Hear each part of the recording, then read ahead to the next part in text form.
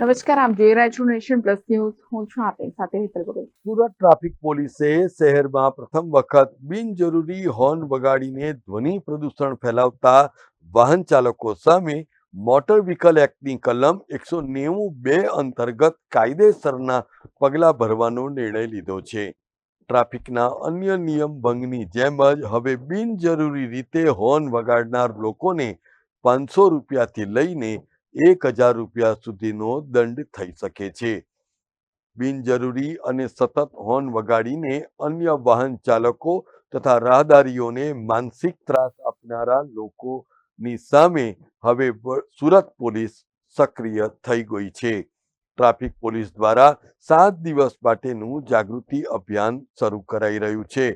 આ સમગ્ર મામલે ટ્રાફિક શાખાના એસીપી SR ટંડેલના જણાવ્યા અનુસાર સુરતમાં ઠેર ઠેર જાણતા અજાણતા બિનજરૂરી હોર્ન વગાડવામાં આવી રહ્યા છે, જેને પરિણામે સિગ્નલ છૂટવાની રાહ જોઈ રહેલા વાહન ચાલકો જે ખરેખર ટ્રાફિકના રૂલ્સ એન્ડ રેગ્યુલેશનનું પાલન કરી રહ્યા છે એવો ઇરિટેટ થઈ રહ્યા છે.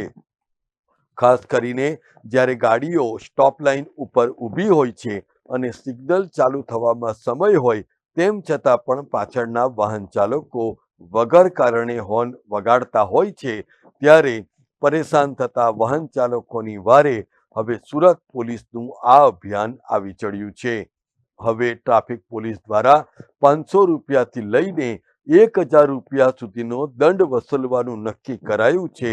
ત્યારે નિશ્ચિતપણે સુરતના રાજમાર્ગો ઉપરથી પસાર થતા વાહન ચાલકોએ પણ શાંતિ એ સર્વોપરી છે એ અભિયાનને મદદરૂપ થવાની પણ એટલી જ જરૂર છે.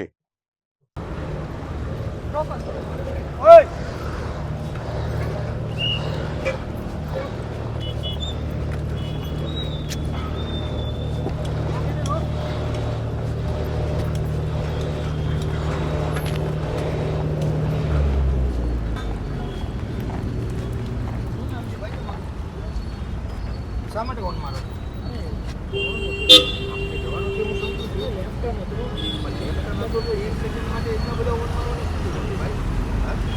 એટલા હોર્ન મારવાથી શું ફાયદો થાય મને સમજાવો ને. અડધા લોકો સમજતા નથી લેફ્ટ લાઇન ખુલ્લી રાખવા માટે. તમે હોર્ન મારીને પ્રદૂષણ કરો છો તો એનો મન તમારા શું ફરક? નિયમનું પાલન કરો છો પણ હોર્ન વગાડવું બિનજરૂરી મનાય છે, બરાબર?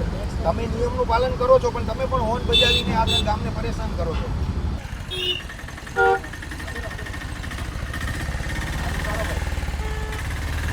એટલા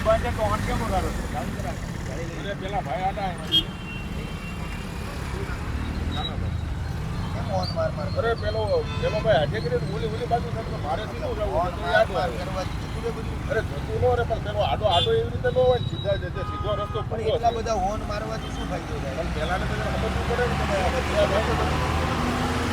ચલો એ નથી સમજતો. મારી વાત સાંભળો તમે. એ અણસમજ છે, તમે પણ અણસમજ છો.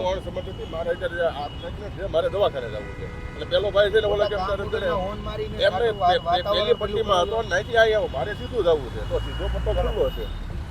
Bureau report, nation plus news, Surat. સમાચારોના સતત અપડેટ મેળવવા માટે અમારી નેશન પ્લસ ન્યૂઝની યુટ્યુબ ચેનલને સબસ્ક્રાઇબ કરો, બેલ આઇકન દબાવો અને જોડાયેલા રહો ફેસબુક, ઇન્સ્ટાગ્રામ અને ટ્વિટર પર.